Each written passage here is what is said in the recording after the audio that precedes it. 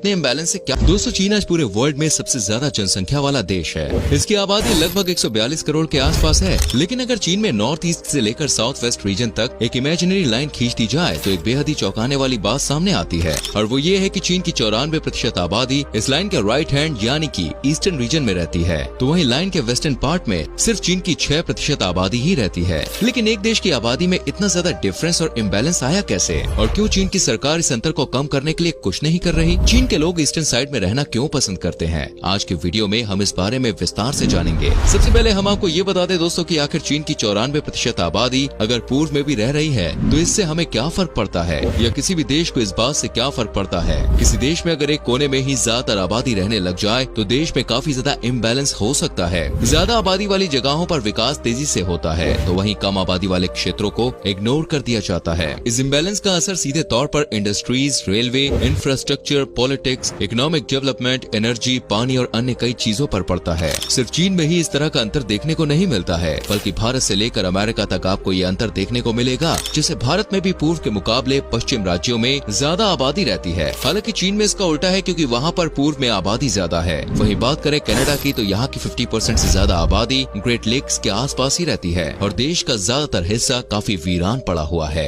एक देश में क्या फर्क पड़ता है ये तो आप जान ही गए होंगे। चीन की सरकार लगातार अपने ईस्टर्न पार्ट के विकास में ही ज्यादा ध्यान दे रही है। आज के समय में वेस्टर्न पार्ट के मुकाबले ईस्टर्न पार्ट काफी ज्यादा डेवलप नजर आता है, और इसमें चीन की सरकार का भी महत्वपूर्ण योगदान है। वहीं वेस्टर्न एरिया को डेवलप करने में चीन की कोई खास रुचि नहीं है। ऐसा क्यों है, ये जानने के लिए हमें चीन के इतिहास के बारे में थोड़ी जानकारी हासिल करनी होगी। आज से लगभग 87 साल पहले सन 1935 में एक चाइनीज डेमोग्राफर ने एक बेहद ही इम्पोर्टेंट चीज नोट की। उन डेमोग्राफर का नाम HU हुआनयांग था। उन्होंने चीन का नक्शा लेकर नॉर्थ ईस्ट में मौजूद हियाए से लेकर साउथ वेस्ट के टेंगचोंग तक एक लाइन खींची, और हुआनयांग ने नोटिस किया कि चीन के ईस्ट में मौजूद 36% एरिया में देश की 96% आबादी रहती है, तो वहीं वेस्टर्न साइड वाले 64% हिस्से में देश की सिर्फ 4% आबादी ही रहती है। हुआनयांग को यह बात काफी अजीब लगी और उन्होंने पूरे देश का ध्यान इस ओर आकर्षित किया। लेकिन इसके बावजूद चीन की सरकार ने इस मुद्दे पर ज्यादा ध्यान नहीं दिया और हुआनयांग की बात को अनसुना कर दिया। लेकिन हुआनयांग द्वारा खींची गई वो इमेजिनरी लाइन आज भी लोगों के ध्यान में है, और तब से लेकर आज तक ईस्टर्न एरिया को वेस्टर्न एरिया से कंपेयर करते आ रहे हैं। आज चीन की कुल जनसंख्या 142 करोड़ के आसपास है।